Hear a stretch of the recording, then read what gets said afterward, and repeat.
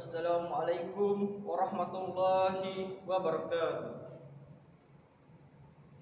Innal hamdalillahi nahmaduhu wa nasta'in wa nastaghfirullah wa na'udzu billahi min shururi anfusina wa min sayyi'ati a'malina may yahdihillahu fala mudhillalah wa may yudhlil fala hadiyalah.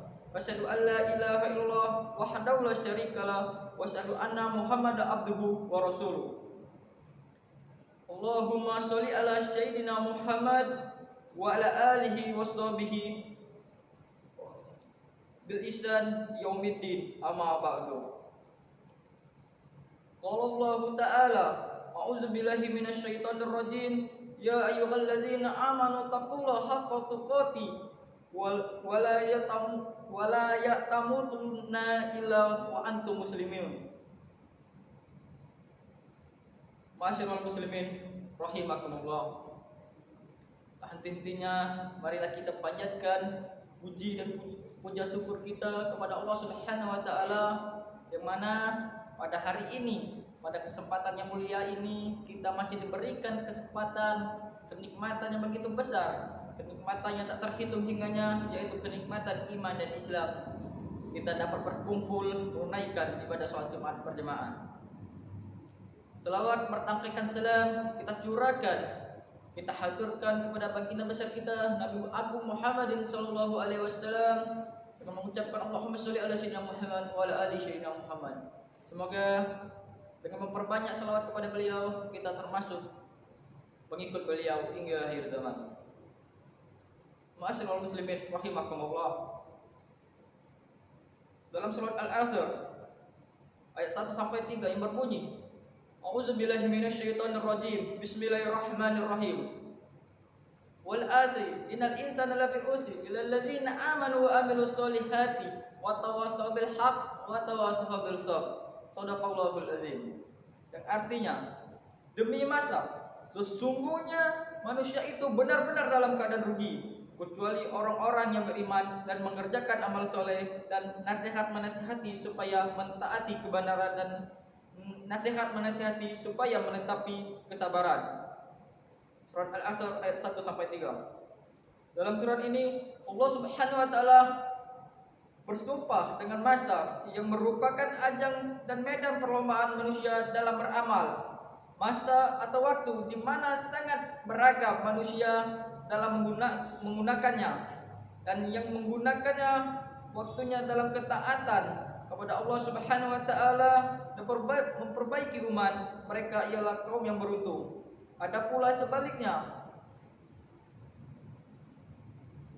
ada sekelompok menghabiskan waktu dalam keadaan kemaksiatan dan merusak umat, dan kedua kelompok terakhir adalah kaum yang merugi.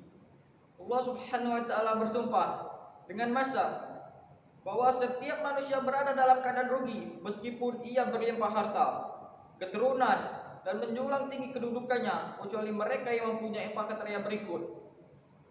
Yang pertama, iman. Apa itu iman? Iman tidak didonasi dengan keraguan. Ia mencakupi semua yang bisa mendekati dirinya kepada Allah Subhanahu wa taala dan berupa akidah, saleh, dan ilmu yang bermanfaat. Yang kedua, amal soleh. Apa itu amal soleh? Amal soleh yaitu ucapan atau perbuatan mendekatkan kepada Allah Subhanahu wa taala seperti salat, zakat, bakti kepada orang tua, menyambung silaturahim, dan lain-lainnya.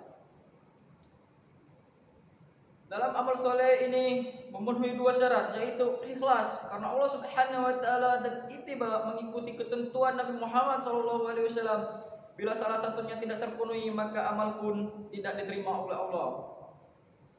Saling berwasiat untuk mengikuti kebenaran satu sama lain, dan menasihati untuk melakukan kebaikan, dan memotivasi sesama untuk merealisasikannya. Ini artinya berupa untuk kesalihan diri dan juga kesalihan orang lain.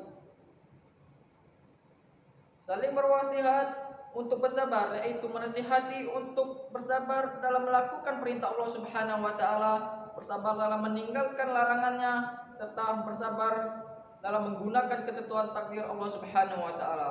Maka dari itu, wahai kaum muslimin, bertakwalah sesuai kepada Allah Subhanahu wa taala. Nasihat yang kita berikan akan bermanfaat tidak saja bagi orang lain, tapi bagi diri kita sendiri, sebab kita akan mendapatkan pahala setiap kali yang kita nasihati mengamalkan kebaikan sesuai yang kita sampaikan kepadanya. Rasulullah Shallallahu Alaihi Wasallam bersabda, yang artinya, barang siapa mengajak manusia kepada petunjuk, maka baginya pahala seperti pahala orang yang mengikuti tanpa mengurangi pahala mereka sedikit pun. Hadis riwayat Muslim.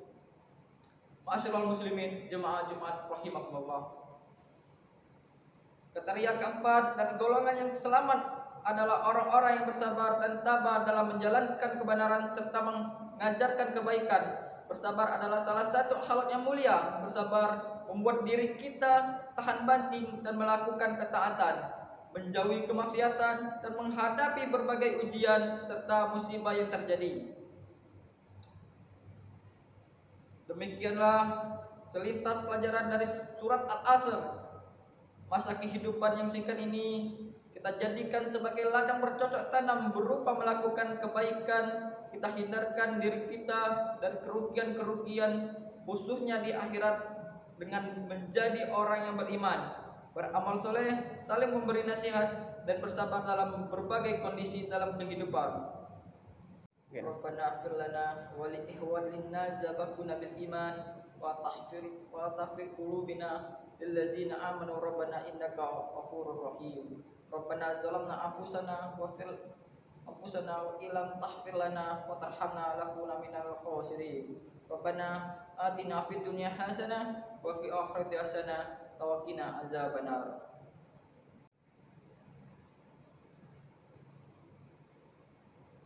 Ibadallah, innama ya'muru bil amri wal ihsan wa ta'iza qurban wa yanha 'anil fahsya'i wa munkar yanbaghi la'allakum tadhakkarun. Wa zakurullaha allazi wa yadhkuru wa sallallahu min fadli ya'atikum wa zakurullahu akbar. Wassalamualaikum warahmatullahi wabarakatuh.